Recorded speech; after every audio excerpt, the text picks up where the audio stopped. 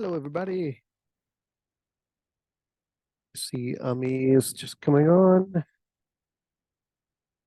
Hello.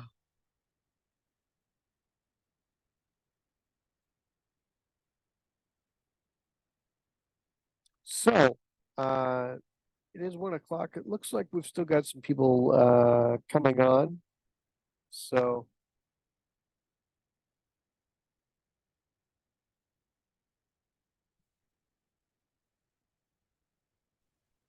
Okay, can you hear me?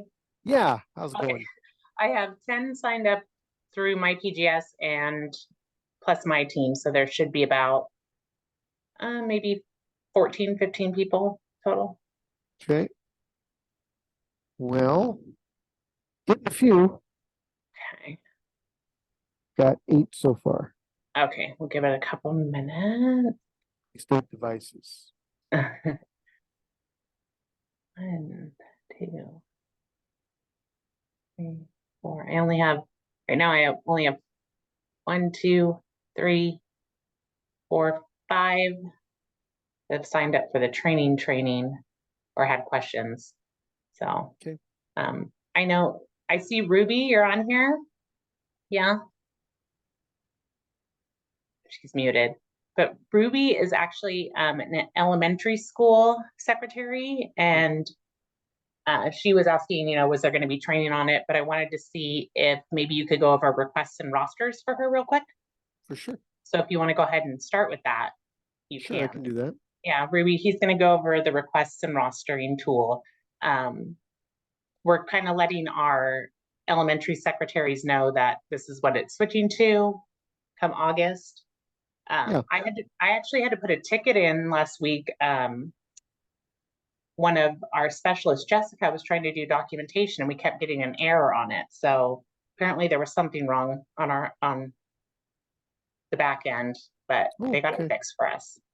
Well, good. Yeah. All right. So, Ruby, for you and for anybody else who's interested in requests and rosters, to get there, what I'm going to do is go to scheduling and courses. And under scheduling, I have the requests and rosters tool. And they'll be doing elementary secretaries, I believe, do it by course. So I need to select one of my elementary schools. We'll just select Alice Maxwell here. And I'm going to work in the future year just for kicks and giggles.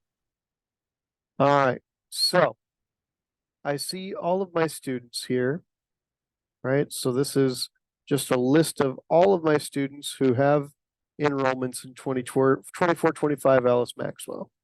All right. So I can also look at my courses and I can see here's my AM attendance course, my PM attendance course, and all of my specials after that. All right. So if I want to batch edit the rosters for these courses or for the students, I can filter based on what I want to use. So say I want to filter based on the term and period, right? I just want to look at term 1 and term 2, right? So now I'm filtered down and I've got 65 out of my 69 courses because I'm filtered down to term 1 and term 2. Likewise, if I view by students and I can filter by grade level. So maybe I just want to see my first graders. Now I just see my first graders, right? So we have a lot of ability to control who appears in this list or what appears in this list. And you might be asking, Tony, well, that's all well and good, but why do I need to filter down my students and or my courses? Well, that's because once we filter that down, let's go ahead and add back on that grade level and work with just my first graders. Once we filter that down, I can come here to batch edit student rosters. And I can select which courses I want my first graders to take, right? So maybe I want them in AM attendance section 1, right? And then maybe I want them in G1 ELA math, science, general, social studies, PE, art, music, computers, SLB, handwriting, and that's it, because then we go to G2, right? And then I can select specific sections that they should be rostered into, right? And once I've selected all of those sections, I just click on add, and it will move those students into those rosters. Now, if I do it by courses, right, and filter, maybe I want to filter based on my teacher, right? So I've got Amanda here, and Amanda looks like is just a homeroom teacher, but that's great. We can go in and click on batch edit course rosters. And now we can select our students, and we can again filter by grade. So if Miss Barrett is a first grade teacher, now we've got our first graders here, and we can just click to add those students to her homeroom, right? And once we've got all the students we want in there, we click on add, and they will be added to her room into her roster for either AM attendance or PM attendance. So that's sort of how we do the rostering. Does anybody have any questions about that? Ruby, you feel pretty good about that? Can we copy and paste to each roster? Yeah, so say I've got, again, let me find, oh, that's,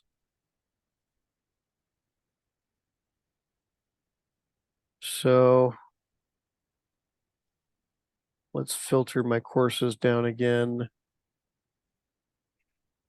So what will happen is, like Ruby would schedule a list of kids into one of the AM attendance classes. And Right. then from there, she'd take that same list and then put them in the same teacher's PM, and then the same teacher's G1 English, G1 math. Right. So I can grab the course and then the section, right? And if I want to, then I can actually look at the students who are in that roster. So let me actually go to my training site real quick, and I'll show you this. Just because I don't want to roster kiddos for you. All right. Let's go to Arthur. All right.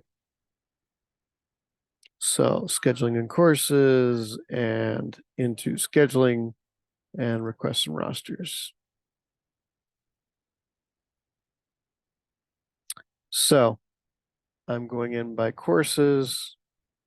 Here's my first grade homeroom with Joanne. I can go in and let's see, here's my roster builder. Let me find my first graders. I've just got Paul. All right, so I've added Paul. Used to try to add Paul.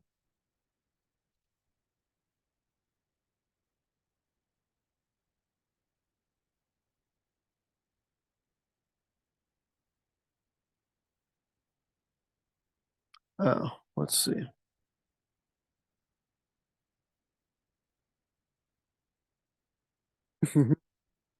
You see, I normally do this by students. So now I've got my first grade homeroom, and I do have Paul in there. All right, so now because I've got Paul there, I can go ahead and add him to other first grade courses. And this is the whole roster that I've got selected here. So there's my other courses that I want them to take.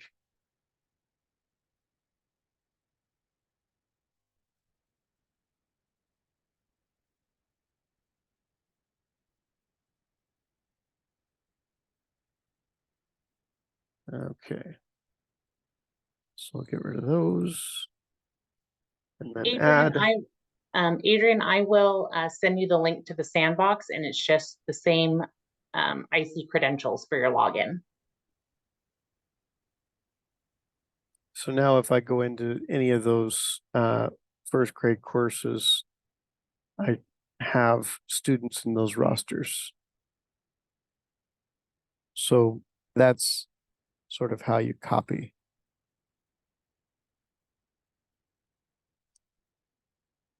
Other questions that people have?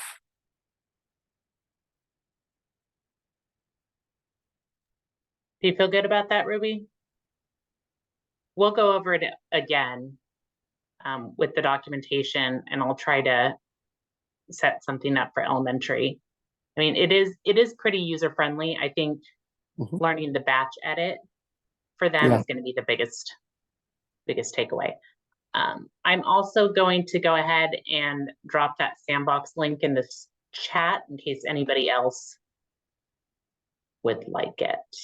Yeah. I have a question. Sorry, my camera doesn't work on my laptop, but my audio should work. Yeah, I hear you. I am a high school counselor, and I do all the master scheduling at my school.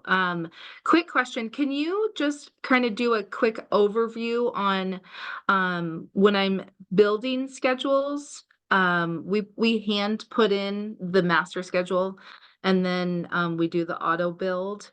So I would love to have you walk through like the prioritization of, like, for example, scheduling seniors, special ed students, just like how to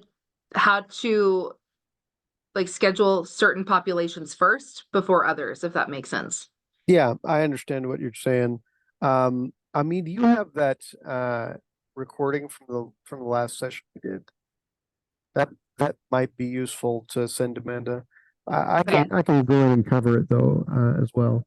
So, yes, I have the recording. Perfect. So I'm going to go to scheduling courses. I'm going to go to the scheduling board. Right now, is it just me, or is Tony's audio kind of weird? It might be my computer. It's a little muffled on my end. Okay.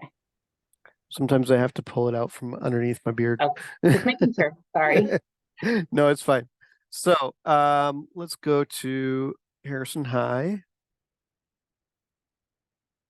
And you can see that I've been working on building this this master schedule for a while. Let me go into the most recent trial.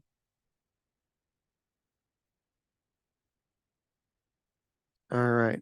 So when I'm loading students, if I want to load by priority in order to give seniors priority in the load, right? It looks like I don't have many students loaded in here. Let me get a little closer in.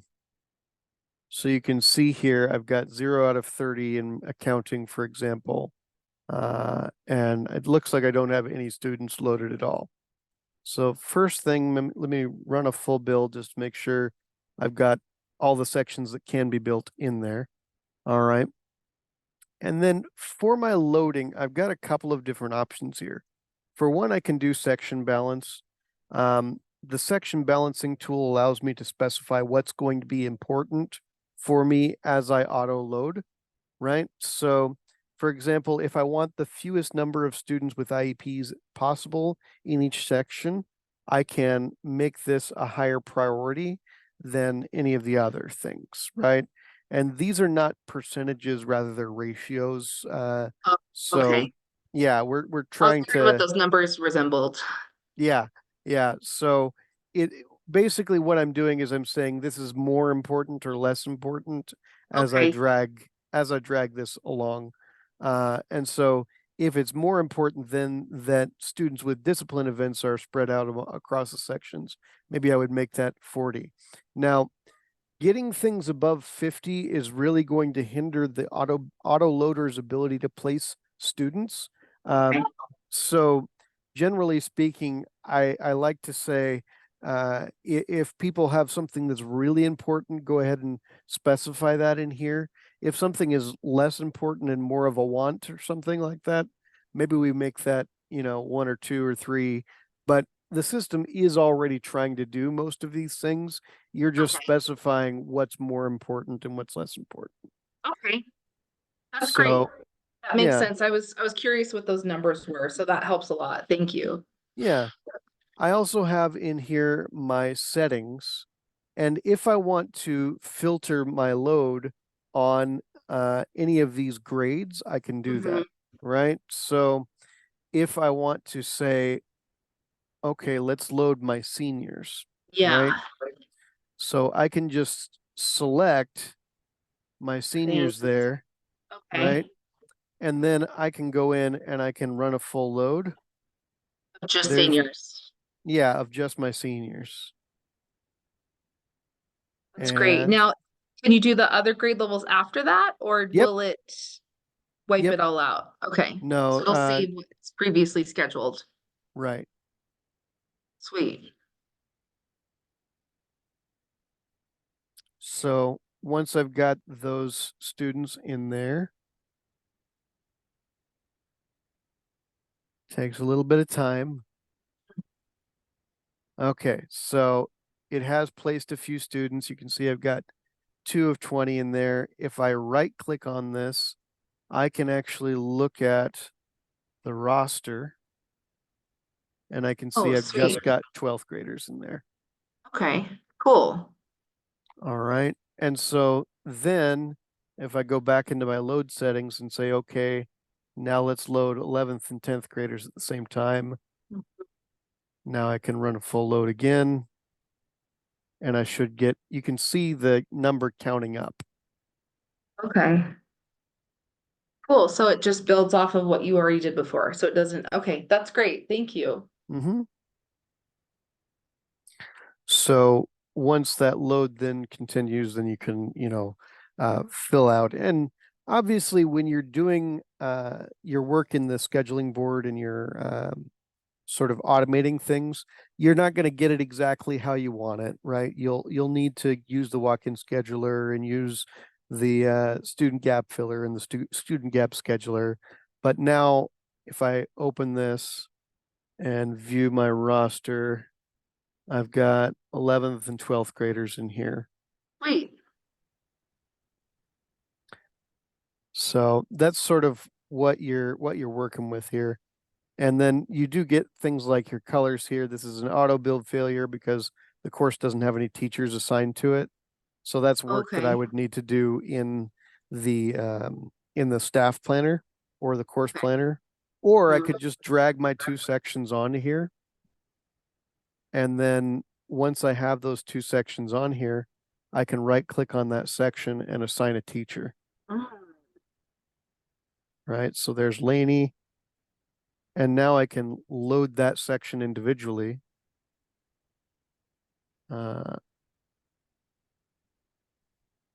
And I've got, I guess I didn't have any requests for it. So Yeah. that's Okay. But yeah. So then again, right click, assign a teacher here. That'll be Abigail, save and close. So now that has a teacher and you can see it's no longer red. Perfect. Thank you. Mm-hmm. You can also change settings in here in terms of what you're viewing highlighted.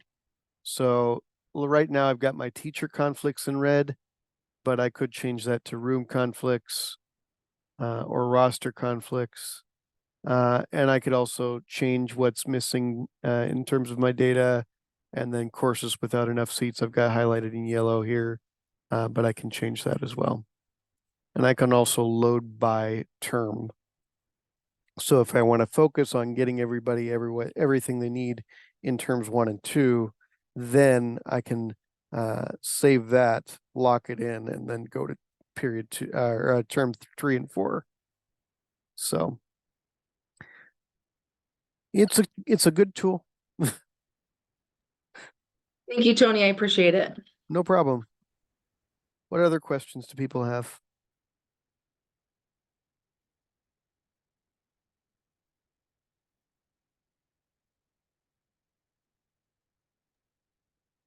Anyone else stuck anywhere building their master schedule?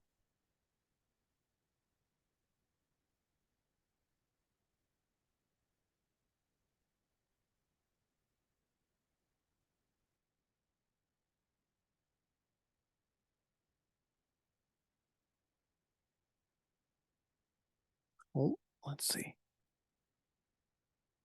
I don't know what I don't know yet. Just appreciate hearing other things. Yeah. Yeah. I feel that Um, way a lot. We don't know what we need till we need it, right? So Adrian, the thing that I like to direct people to if they don't know what they don't know is into the scheduling center. I don't know if anybody's been in here yet. I think some of you were on the last call and you would have been in here. But the scheduling center gives us sort of the play-by-play of what needs to happen in our calendar in order for us to have a successful school year, right? So if I open this up, as soon as I roll forward my calendar, it shows me everything that I need to do and shows me whether or not I've done it with this green checkbox, right? So if I click on one of those things, it takes me right to the place where I set that up. I put it in, save it, and then I can just use the back button to get back to the scheduling center and keep going. So it's a really good tool for reminding yourself what needs to happen next along the way.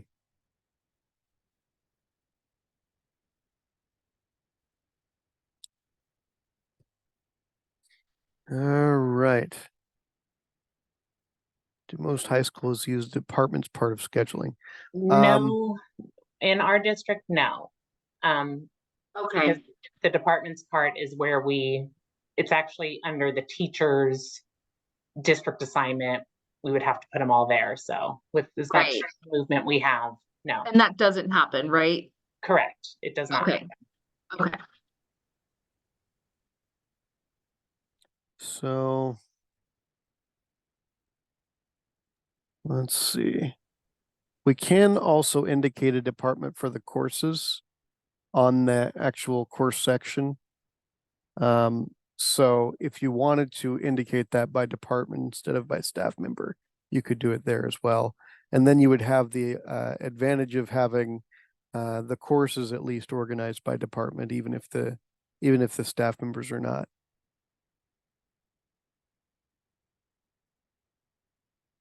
And when I talk about the advantage of doing that, I'm talking about if we go to scheduling and courses and into the course planner, we can filter by department here.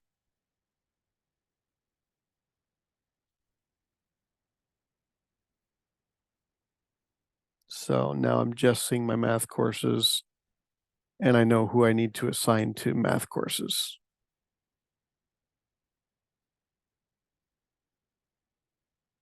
So it can be useful to have those departments in there.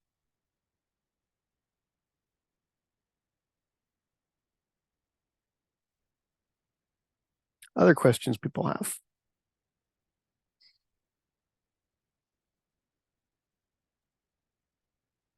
Tony, when you run the master schedule, once like I've loaded all of my courses in, can you explain what those percentages are and what they mean and what I should be looking for? Yeah, so you're talking about the stats in the scheduling board, yes? Correct. Okay. So if I go to the scheduling board and look at this trial, for this trial, I have 2,500 of 20 of my 19,000 requests satisfied, right? Which means I'm doing a pretty poor job of satisfying the request of my students. I have 13% of my requests satisfied. So that means I have 19,345 total requests where somebody has said this student should take this course, whether that's mom and dad, the student themselves, or a counselor, right? And I've satisfied just 13% of those, just 2,520. Now, this one down here, all requests satisfied for student, means that every request that's entered for that student has been satisfied. So out of my 879 students, none of them have all of their requests satisfied, even though I've got 2,520 requests satisfied. And then complete schedules, that's where a student has all of their scheduling units filled up. So what do I mean by scheduling units?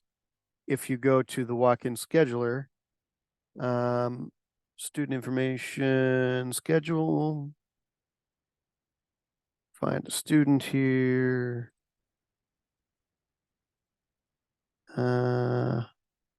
Okay.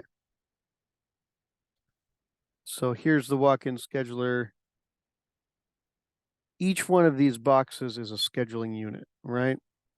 And if I want to have a student with a full schedule, there has to be something in each of these boxes, right? So that last number in the scheduling board is how many students have all of these boxes filled on the walk-in scheduler. Lisa. Hi, Tony. So along the lines of what Vanessa asked, we have our request satisfied, our all requests satisfied, and then complete schedules. We hand schedule after we've rolled the master schedule our seminar period. So my complete schedules will always say 0, correct? It should, yeah. Okay, and then if we have the top 2 at a percent we're comfortable with and we want to move forward and have that be the one, is there anything besides clicking active and saving that? In that sense, do I need to do to make sure it's like the trial that we want to move forward with?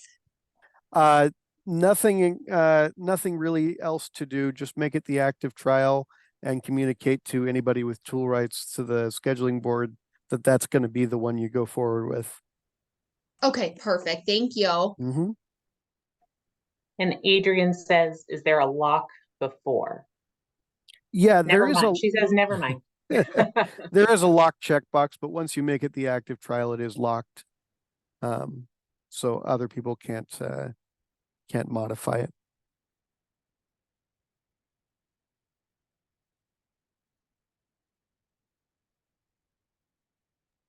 Now you said so other people can't modify it, but can anyone with rights to scheduling board modify it?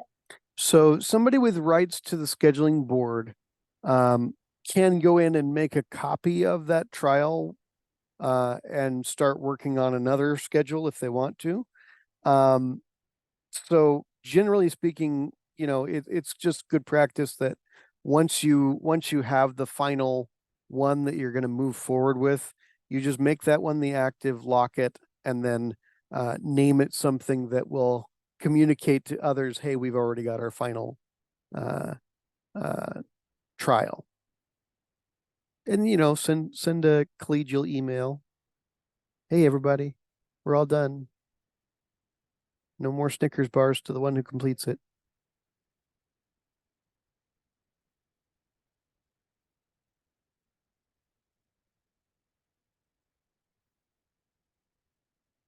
My dad used to be a bus dispatcher, and he would he would give a yardstick full of peanut butter candy bars to the person who could go the longest without behavior incidents on their bus. So they did a variety of things to get students to not act up. This was pre everybody being notified of allergies. Oh yeah, way before. Yeah, this is like the late 80s, early 90s. Lisa, I want to apologize for sending people your way. Sometimes I'm like, oh, maybe ask Lisa Love. It's no problem, Mommy. I told my husband, or he said, yeah, Lisa's getting all these emails from people. And I said, oh, that's because I'm sending them her way. That's me. It's all good. We're in this together. It's all good. I probably asked just as many questions to everybody else. So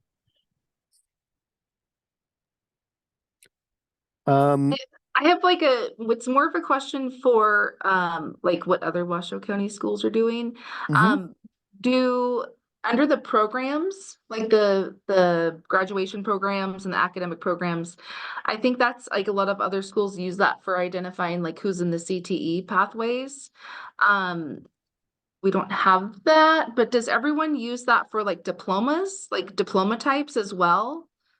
Under the graduation type, and then which diploma they're going for? Is that not like identified NIC? So I actually have in this site a graduation program for Nevada. So if I go into my student information, and then program administration, graduation program setup. Here's my Nevada standard diploma. And I can show the credit requirements that are all here. And some of my departments are different, but their credit types are different, but And it's I don't believe I don't believe they have rights to that. Okay. But I know that counseling uses the grad plan summary, the custom tab we had built, and then that feeds into the grad plan summary in our custom report that you can pull out that shows what type of diploma they're going for. Also, Okay, so there's no like drop down or anything. It's just whatever's in the notes. as far as I know, yes, it's been a while since I worked in the schools. Also, the registrars after graduation are the ones that put in diploma types, but that's more for graduation purposes, for state purposes. Right. Okay, so there's nothing that when we're scheduling, pulling kids that we have to technically mark, just besides that grad plan summary. Correct. Not at this point. I have a feeling the state will be moving toward that though in the future. Okay. Cool. Thank you.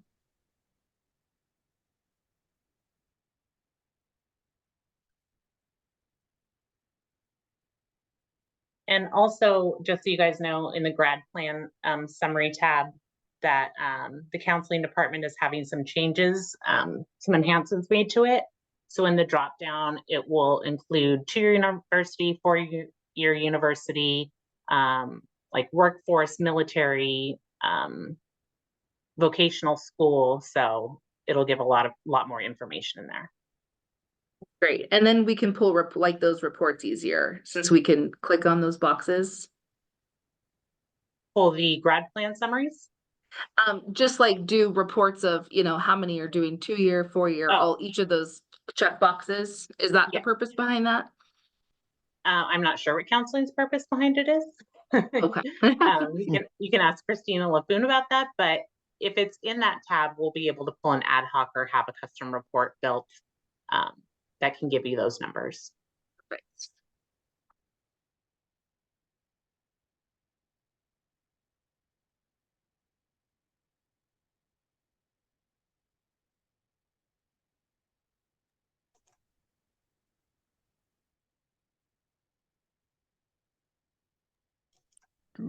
Tony, can I ask another question that's not related to what we were just talking about? Sure. Sorry, it's kind of back to my previous question. In the schedule board, once we've run it, mine is all ready to go, but it clicks, my trial says active, it's black. When we look at the student schedules, it's exactly how we want it, but it won't let me click the lock button. Yeah, so if you've got your trial active already, it's the lock button can be grayed out sometimes, right? Yes. Yeah. Are you the one who started that trial? Yes. Okay. And it's not letting you lock it? No, and I'm usually the only one that touches it, but if I can hit lock, I wanted to make sure I did that, and if it's okay with that being grayed out, that's fine too, but I wanted to ask before. Yeah, it should be it should still be locked with it grayed out like that. Okay. So let me go into the scheduling board. Right. And I can show you what this looks like. So there's the final active.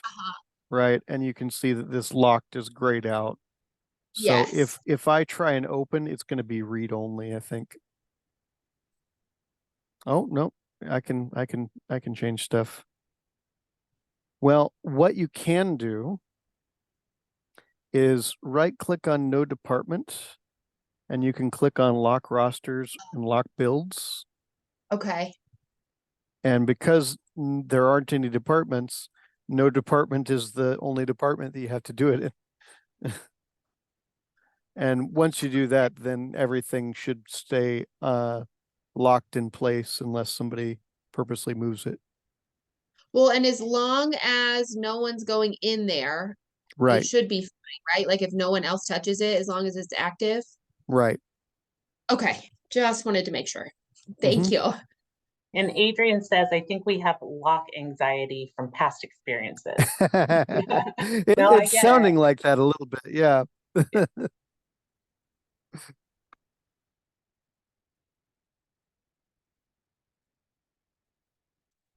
Yeah, sometimes it just grays out that locked icon. So Tony, if you wanted to see what our grad plan summary tab is like, you can just pick a student and then student information general. Mm-hmm. There should be grad plan summary on the side. I've got one here, but it's doesn't look like Doesn't she's on have a any grad plan. information. Yeah, looks like. Is that from the side one, the student information? Oh yeah. Oh, Yeah. interesting. So maybe we're not using it for these students, or No, I thought they, yeah. Maybe they're not using it yet and that's why they want it yeah, separated. I could see that. Yeah. I think it depends on the school and just what their practices are. Mm-hmm. Okay. I have a note from my supervisor here that I'm going to be giving a presentation on graduation programs and academic programs later on this week. So it may be that we're going to be going over to the regular programs that I was showing earlier for Nevada. I don't know for sure, but it may be that that's what we're going to.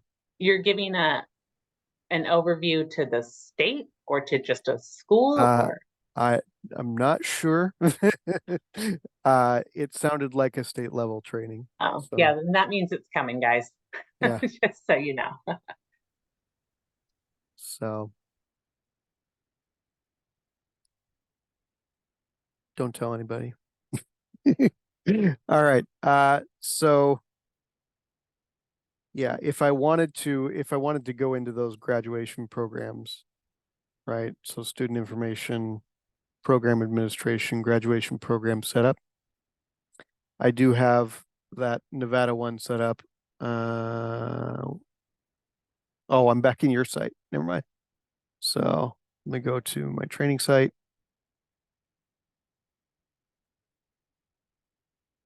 Student information, program admin, graduation program setup. So here's that Nevada standard diploma. And I've broken it down. I've got the credit requirements. I've got the course requirements. So these are the world history or geography, and then the math higher than pre-algebra and algebra 1. Then I've got the ACT test requirement. I've got a GPA requirement, and I've got a course plan template.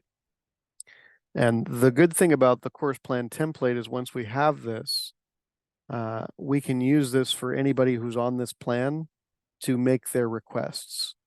So if I go to the course plan admin tool,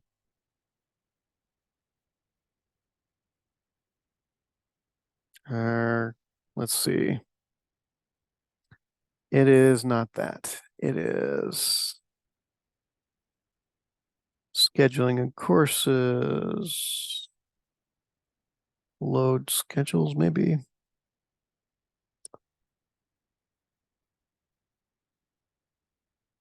Anyway, there's a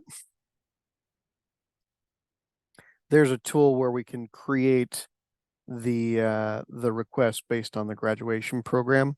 And we can also create requests based on any CTE programs or anything like that we have set up. So maybe the graduation program is something that everybody has, and then they have on top of that their CTE program or their state seals or any of those things. We can assign those based on how they have how they have these courses on that plan. So that's how that is. Let's see.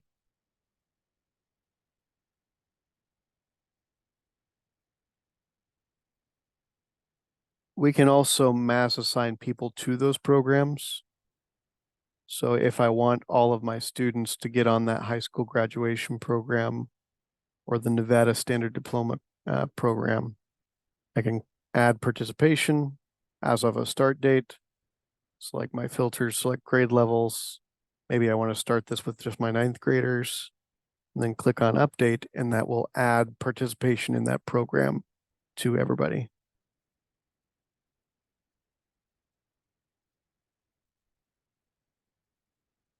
Yeah, I don't think that that's what you're supposed to do right now, Amanda. I don't know. Yeah. Yeah, I don't know for sure. And So I was just looking, and our course plan templates aren't set up at this time, so. yeah. So if it comes down, it'll come down, through your normal channels. Just showing you a little extra. But if you do have questions, I can shut up and I can just take your questions. Anything else for Tony?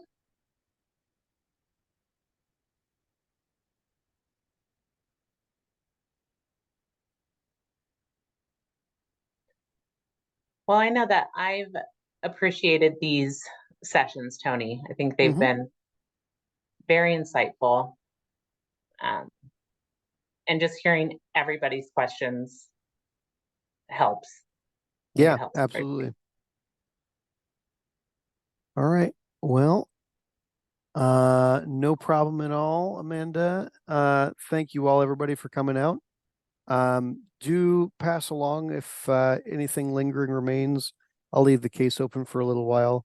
I mean, do you know if Payable ever got in touch with you about the invoices? I don't know. I believe it would have gone directly to Jeff or Kyle. Okay. But I will follow up on that. I'll make a note to follow up on that with Okay. Kyle tomorrow. Yeah, no worries.